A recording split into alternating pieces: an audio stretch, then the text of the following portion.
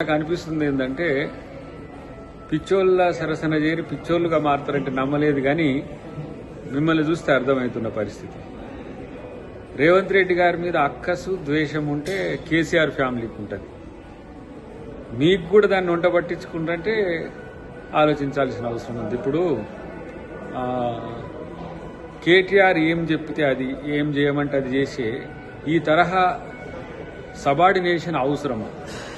ఎవరో రాజకీయంగా అవకాశాల కొరకు వెంపర్లాడేటోళ్ళు ఏదో అలాంటి చేస్తారంటే ఆ స్థితికి ఆర్ఎస్ ప్రవీణ్ కుమార్ కూడా మిత్రుడు చేరిండంటే ఒక ఇంత హాస్యాస్పదం అనిపిస్తున్నది.